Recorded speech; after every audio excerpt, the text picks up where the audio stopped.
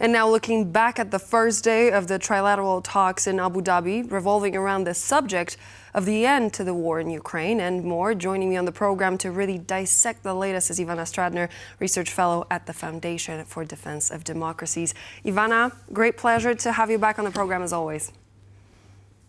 Thank you very much for inviting me. So let's start from the top. Russia broke the promise that was given to President Trump. They broke the ceasefire with Ukraine, but President Trump claims that Putin kept his promise, saying, quote, "It was meant to be from Sunday to Sunday." Is this how the tragedy of Ukrainian people and their safety should be measured in calendar days?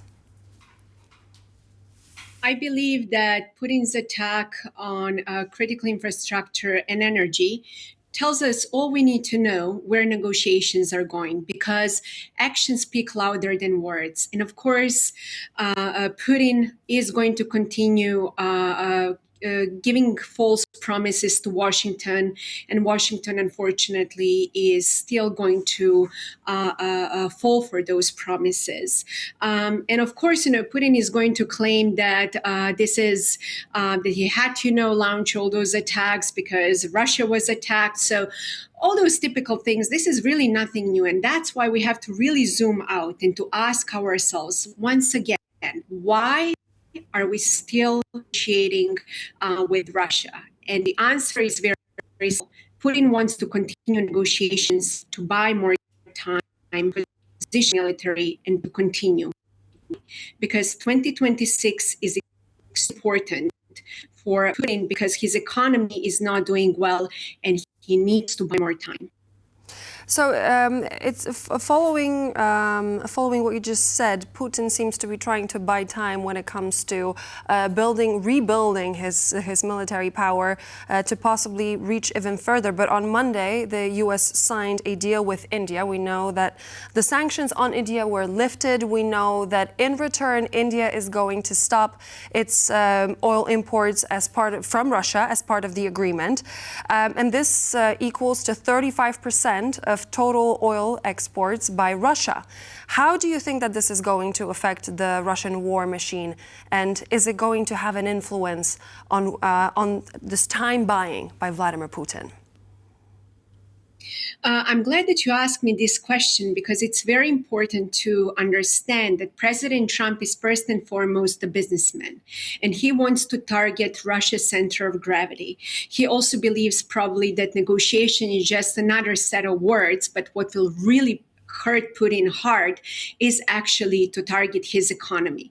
And I think talking with India about stop buying relying on Russian energy sources, it's extremely important. My concern is that there are still numerous question marks within that agreement.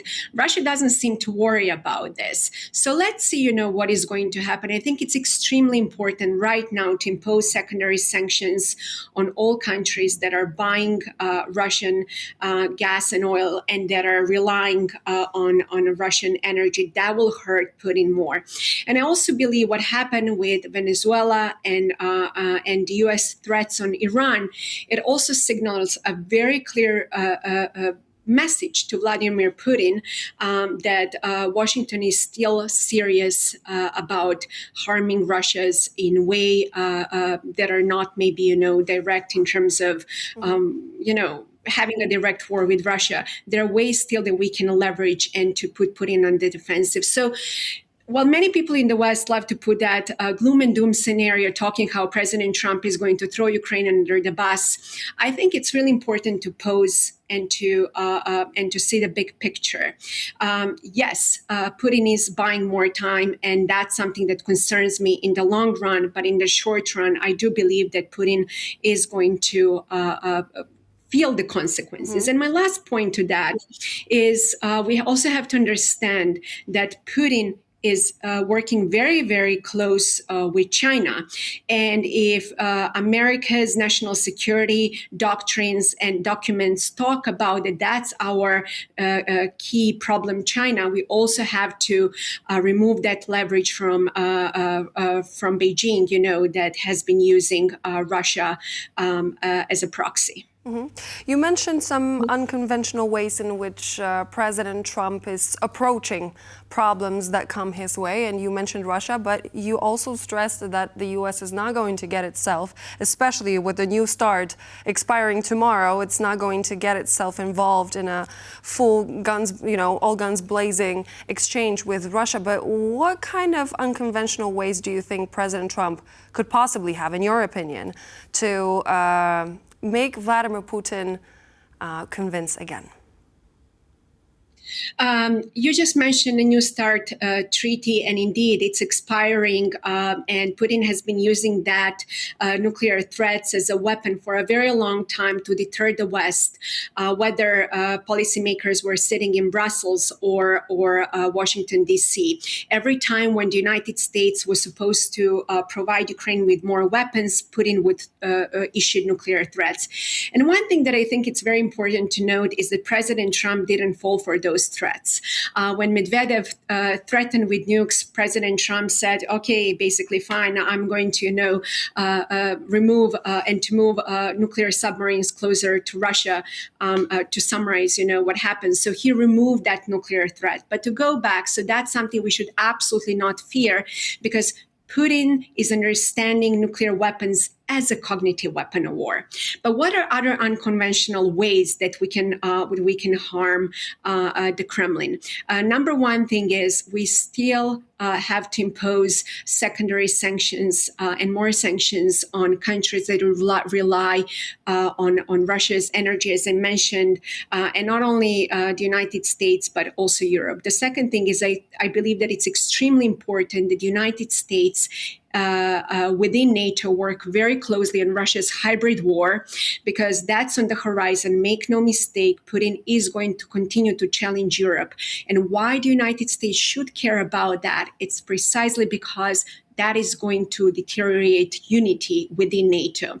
The third pillar that I believe that it's extremely important to continue to do is basically to be ready to provide Ukraine with all the weapons that Ukraine needs to put Russia on the defensive if Russia decides not to move forward with negotiations. And the fourth thing that I also believe that it's extremely important to pursue is also the question of the Arctic, because that's something that Putin deeply cares about, and removing that from negotiation table that Russia has been trying to do is immense importance. But to do that, I think that Washington has to understand that peace through trade never worked, and it will never work. Why am I emphasizing that? Because Russia keeps sending envoy who has been talking constantly about the U.S., Russia, economic developments and cooperation. And that's a form of psychological warfare that we should not fall for. And my last point to that is just as Putin really freaked out what happened in Venezuela, and he's very uncomfortable with what's happening with Iran, also targeting Russia's other allies, basically showing that Putin is not a reliable ally, will be very important, because make no mistake, Putin threw Venezuela under the bus. He might well, throw Iran under the bus. And we already know how Iran has been working closely with Russia. Mm-hmm. Ivana, I wanted to, right before we go, dive a little bit deeper on the subject of the New START agreement that expires tomorrow, that was signed in 2010 between the U.S. and Russia, as you have a particular vantage point when it comes to that very topic. A lot of people are concerned. Do you think that with that expiry taking place on Wednesday, we are actually going to see a new arms race, and we're on the verge of it? I was smiling because indeed a lot of people are concerned, but I'm not. Because if you read carefully Russian national security documents, you will understand that for Russian nuclear weapons serve two functions.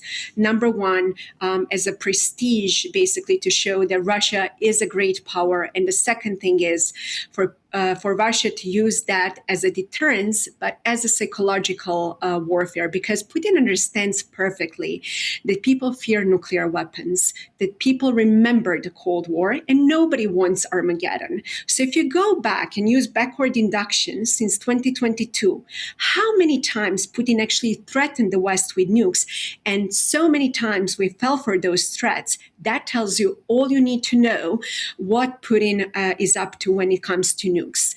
Second thing is Putin doesn't have a rational incentive to use nuclear weapons. Why? Because he is already accomplishing all of his goals with nuclear, threats, and that we are falling for that.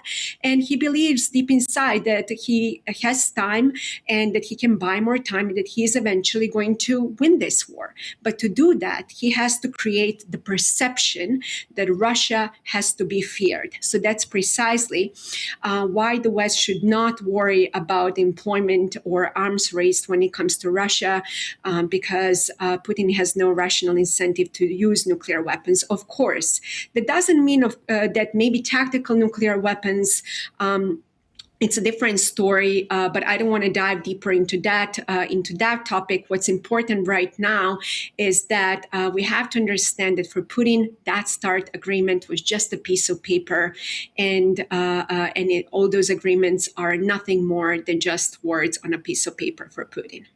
Ivana, thank you so much. Ivana Stradner, Research Fellow at the Foundation for Defense of Democracies, was my guest on the program. Pleasure to have you as always.